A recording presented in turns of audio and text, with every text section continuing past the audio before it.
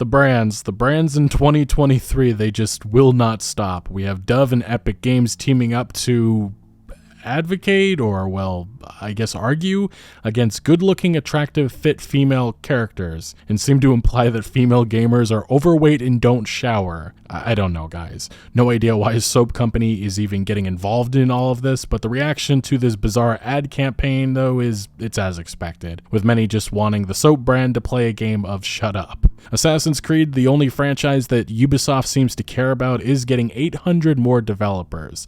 This is a publisher that has been struggling, and they are doubling down on their cash cow with grand plans to milk this until it's dry. These new developers will work on the many different Assassin's Creed games on the way. You have a classic AC game with Mirage, survival horror, mobile AC, VR Assassin's Creed, open world RPG AC, and multiplayer AC. All of this in development right now. Sure hope people won't get sick and tired of this franchise like they did just a couple of years back. If only Ubisoft had other franchises that they could support or even revive. In other news, Assassin's Creed NFTs are on the way. For the 5 people that cared about Ubisoft's failed NFT Quartz program, maybe they'll jump on this nonsense too. One of Ubisoft's big non-Assassin's Creed projects is an open-world Star Wars game being developed by the devs behind The Division, and reportedly it's aiming to launch early next year. Ubisoft is hopeful that this will be a blockbuster hit, one of their first in the last couple of years other than Assassin's Creed, as the game reportedly is very different than anything Massive Entertainment has done before, with some form of interplanetary space travel mentioned as a gameplay feature. However, just like so many recent Ubisoft games, it has endured a chaotic development, with sources telling Kotaku that the game has not been progressing well, with a belief that it will need to be internally delayed. By far one of the most anticipated games was the KOTOR remake. It was announced at a PlayStation event a few years ago, and since then, nothing but trouble has happened, with developers being switched entirely for the project, and now Gaming Insider Jeff Grubb saying that he does not believe that this project will ever see the light of day, which might not be too surprising, but still very disappointing. KOTOR is a game that defined an era of gaming, an experience that deserves a major glow-up. Fans were attempting to make that happen until, well, Disney lawyers shut it down. Speaking of legal threats and shutdowns, Activision has been on a rampage lately, becoming the latest publisher to go after their modding community. SM2 was a project using the game engine of 2019's Modern Warfare, mixing and matching the best elements of past Call of Duties for the perfect multiplayer. It had been in development since 2021 with no issues until now. Another mod project, X Labs, which was a community-made Call of Duty project that featured modded versions of previous COD titles like Black Ops 3, was also shut down. As some have pointed out, the issue with Activision suddenly killing off a project like X Labs is that there is no safe way to play older COD games anymore, which have been overrun by hackers. Meanwhile, other COD mod projects are fearing inevitable legal threats. Why has Activision chosen now to kill off the modding scene that made older COD games playable? Who knows, but while it is in their rights, many are absolutely livid with there now not being a safe way to play older COD titles, as Activision gave up on supporting those games years ago. As CD Projekt Red prepares to finish off Cyberpunk 2077, hopefully on a high note with their upcoming Phantom Liberty expansion, they also have been gearing up for their future, which includes a number of Witcher-related projects, one of which is now being completely rescoped. Project Sirius, being developed by CD Projekt's Boston studio The Molasses Flood, had been described originally as a Witcher spin-off aiming to target a broader audience, as it includes both multiplayer and single player. Now though, because of this rescope, CD Projekt let go of about 30 developers that were working on it, with a spokesman telling VGC because the project changed, so has the composition of the team that's working on it. While many AAA developers continue to disappoint and struggle with questions about direction and sustainability, it's nice to be reminded that there still are great innovative blockbuster titles being delivered somewhat regularly. Last year's Game of the Year Elden Ring recently surpassed 20 million sales, and it appears this year's Game of the Year race might already be wrapped up, with Nintendo delivering big time with Zelda Tears of the Kingdom, a game that was met to universal acclaim and sold 10 million copies in 3 days, becoming the fastest selling game in the franchise's long storied history. But BioShock 4 has been one of the most anticipated games for the last number of years. It's a secretive project, new development team, new studio, studio knew everything. But back in 2021, we did learn some very interesting details about it from Last Stand Media's Colin Moriarty, in which he revealed that the game would be set in the 1960s in a fictional Antarctic city. So kind of interesting. But we have seen some other insiders report recently that BioShock 4's development is going through hell.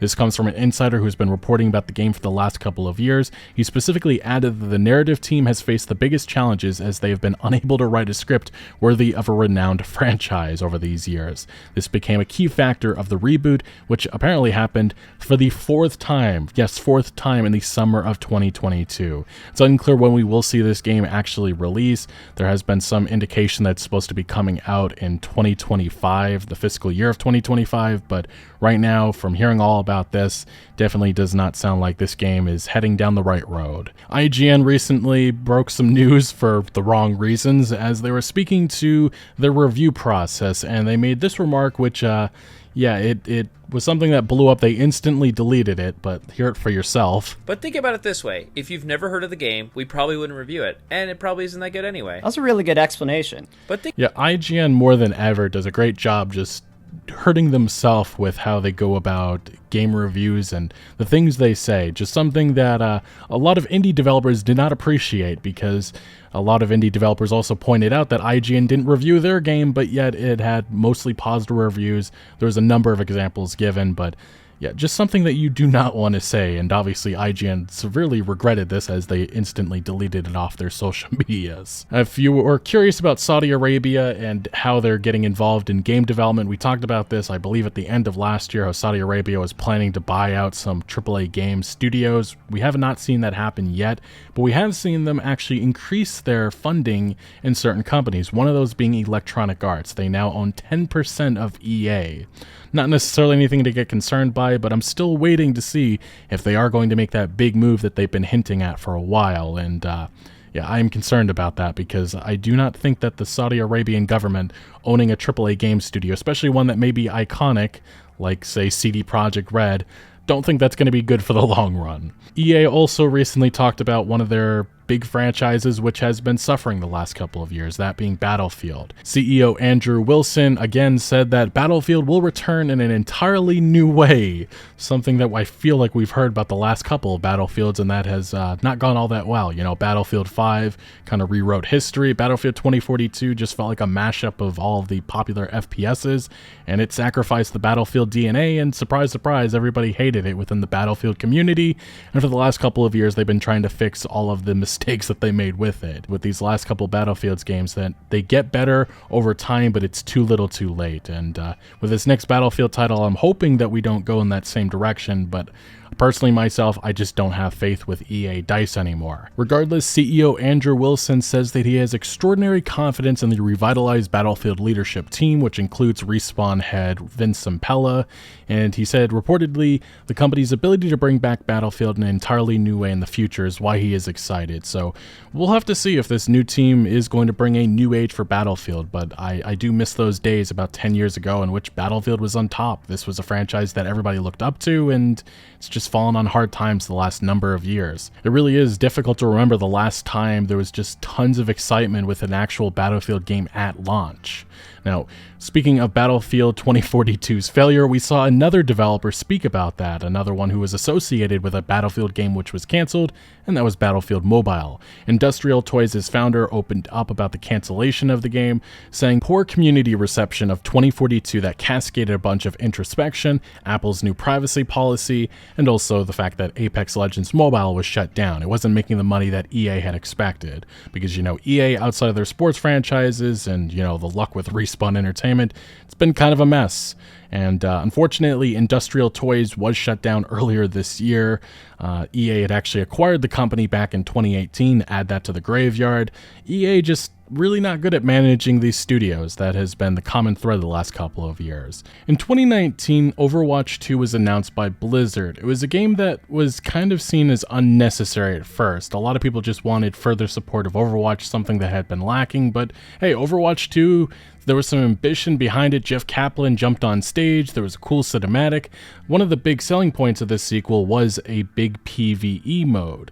And there was also just some other promises made here that did not age all that well. An example of this is, well, here we are in the original presentation at BlizzCon 2019, in which Kaplan said this. First and foremost, you have to remember that Overwatch is a team versus team 6v6 competitive experience. And there is no way we're losing that at all. In fact, that's a huge focus. So Overwatch 2 will have a brand new core competitive game mode called Push.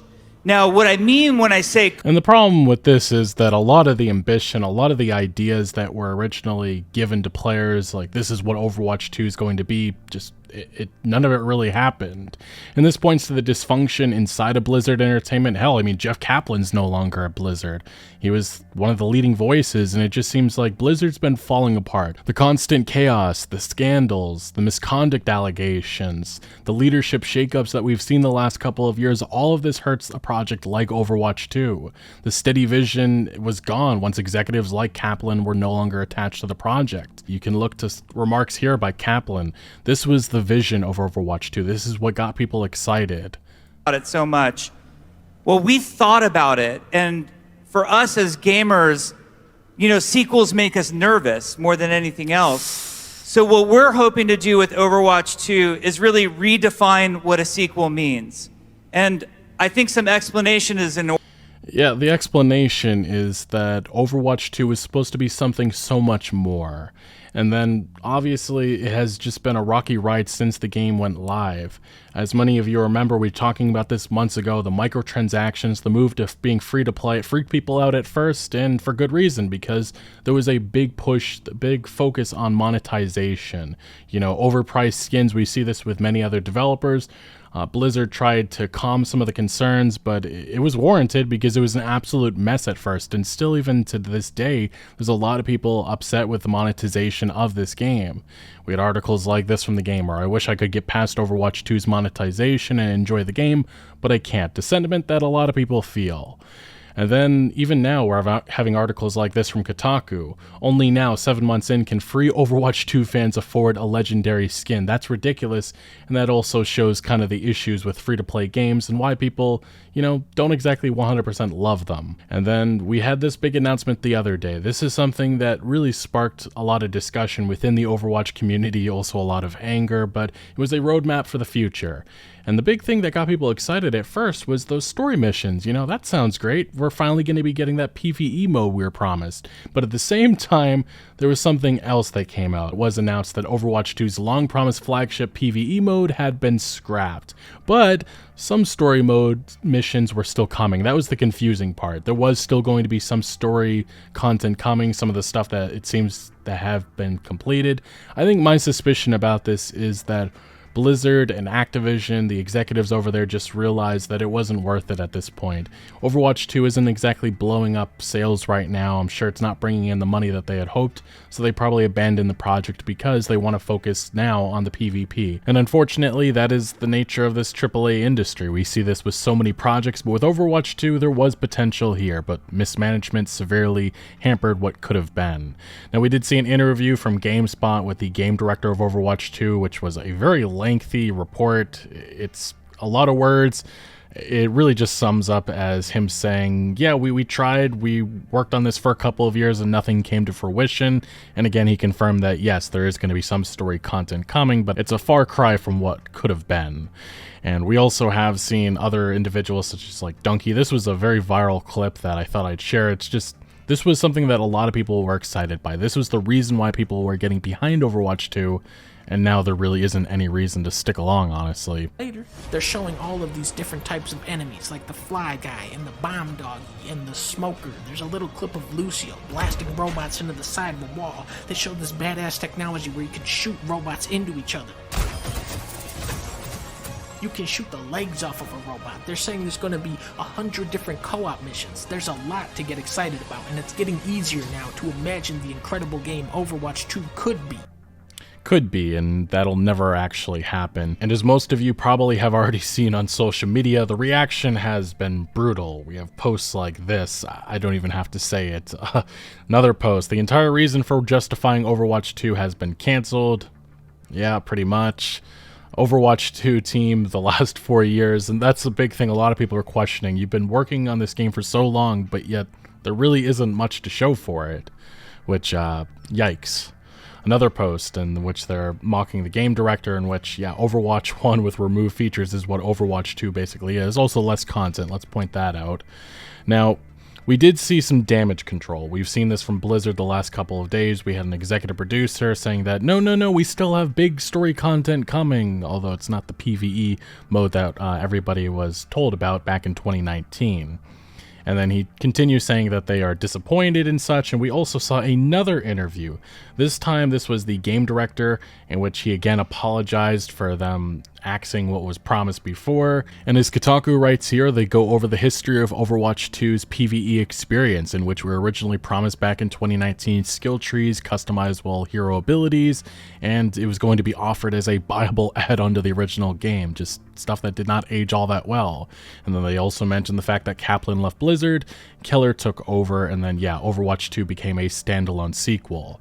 Now, on May 16th, we obviously got the announcement that PvE mode is not happening, and then Keller, just a couple of days ago, had another response. It was another big old apology, and he pretty much said that after Overwatch launched, Keller alleges the team wasn't as focused as we should have been on a game that was a runaway hit, and instead tried to continue to build off of a years-old Project Titan ideology. Things rarely go planned in game development. Sure sounds a lot like BioWare magic in many ways, but we struggled to find our footing with the hero mission experience early on. Scope grew, we were trying to do too many things at once, and we lost focus.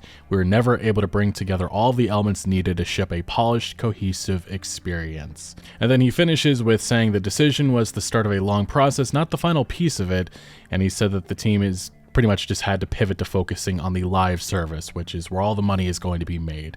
And then he has a lengthy bunch of words right here saying, again, I'm sorry, but this is damage control from Blizzard. A lot of people are pissed with the state of Blizzard Entertainment, and they're soon to be purchased, maybe by Microsoft, and we'll see if that at all changes the company structure and how they've been going about game development the last couple of years, but I'm concerned, and it just isn't all that surprising with how the last couple of years have been going with this company. We've seen them bleed a lot of creative talent, and it's hurting. You know, the Blizzard of old is no longer here. I've talked about it so many times over the years, but Overwatch 2 is just another example of this company being, well, again, a far cry from who they once were. One of the big releases of 2023 that a lot of us expected to be, you know, pretty decent was Arcane's Redfall. As I've documented well in a number of videos, it ended up being an absolute disaster. And while the game did experience some success at first, it looks like people are abandoning Redfall. Right now it is down to just 200 players on Steam. Those reviews also are not very pretty. And even on Microsoft's platforms, where this game has probably been primarily played, it looks like it is the number 37 most played game in the last couple of days, which is absolutely awful for a game that really was supposed to pave the way for Starfield, a game that right now has a lot of pressure on it. And in regards to that, we have seen some updates on this, in which we saw an ESRB rating, and it also earned some very sour notes from gaming press, in which we saw PC Gamer very upset about the post-adult romance dialogue. That's the best way I can put it. We had this, in which these are some of the dialogue things that happen in Starfield. Life is a disease that's 100% fatal. I mean, that's funny. Come on.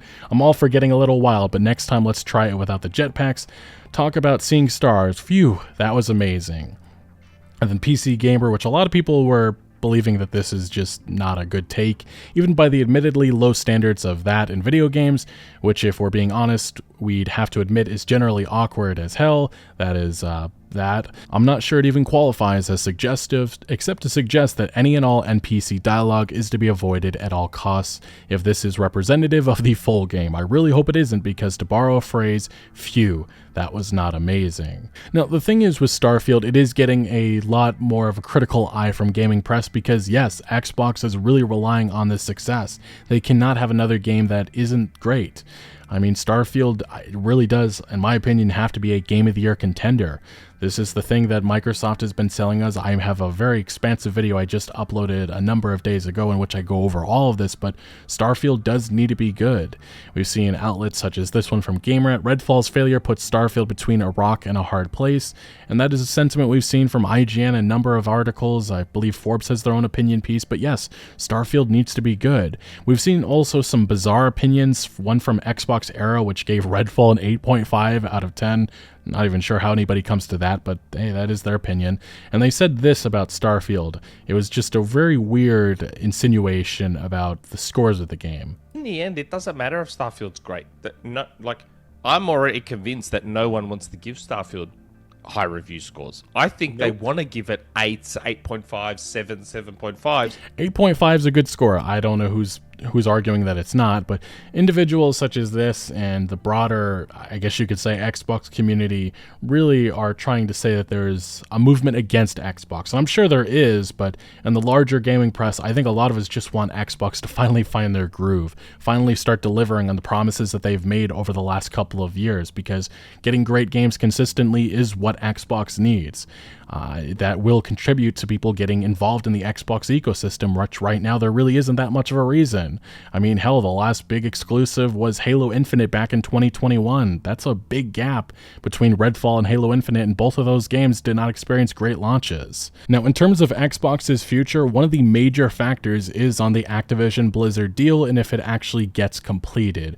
We've seen a number of regulators, I think it's over 30, have completed, they've approved the deal, but one major regulator disproved the deal. We talked about that before. That was the UK CMA, their regulator, and that was a big disapproval because that has pretty much put a major wrench in if this deal will be completed, because there are deadlines, and I believe July it has to be completed, or Microsoft and Activision Blizzard have to come to some sort of agreement to extend it longer. It's unclear if that will happen, but we did see the European Union approve the deal, which is a major win for Microsoft. It gives life to this deal.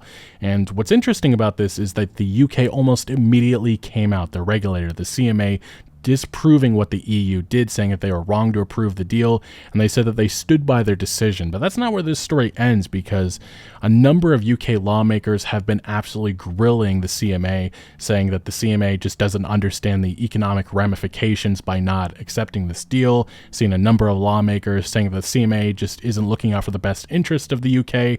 So that is definitely something to keep an eye on, because if the FTC does come to a deal with Microsoft, it's going to put pressure on the UK, and we could see this deal actually, get completed. But still, there's a lot of steps, a lot of things that need to happen in Microsoft's favor over the next couple of months for this reality to occur. Now, good news for them, though, is that we saw another major game publisher, that being Take-Two Interactive, put their support behind this deal. Strauss-Zelnick saying what's good for them is good for the industry, something that definitely Microsoft must love hearing. But Take-Two also did break news with some other remarks. They talked about the $70 game pricing. There has been some questions about the pricing hurting game sales. I say that because some data has come out that indicates that players aren't spending as much because of that game price increase. And Take-Two actually said that they're not seeing pushback from players on the pricing, but the problem is Strauss-Zelnick kind of contradicts himself by saying what we're seeing is consumers are seeking to limit their spending by going either to the stuff they really, really care about, blockbusters, or to value, which in other words sounds like players are more hesitant to spend money on like a Saints Row the remake for $70, but they're also really only going to be spending their money on 9 out of 10 games, and I feel like that's not good for the health of this industry. Now, again, this isn't the big news from Take-Two that everybody has been talking about, because we finally did get an indication from Take-Two, either by accident, maybe on purpose, but Grand Theft Auto 6 is coming, and it's likely going to be getting a release date for fall of 2024. During Take-Two's recent investor call, one of the reports that came out before, looking ahead fiscal 2025, which runs from April of 2024, and I believe it ends around March of 2025, It's a highly anticipated year for Take-Two. For the last several years, we've been preparing our business to release an incredibly robust pipeline of projects that we believe will take our company to even greater levels of success. In other words, Grand Theft Auto 6. In fiscal 2025, we expect to enter this new era by launching several groundbreaking titles that we believe will set new standards in our industry and enable us to achieve over $8 billion in net bookings.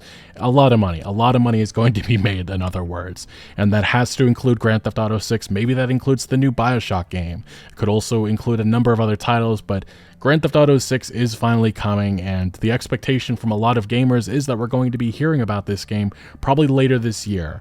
We'll probably start to see the marketing campaign start maybe about a year beforehand, just kind of like how Red Dead Redemption 2 originally was handled with that fall 2017 release date, and then obviously the delays that inevitably happened. But Strauss-Zelnick, in an interview with GamesIndustry.biz, kind of tried to quell some of the belief that this was Grand Theft Auto 6.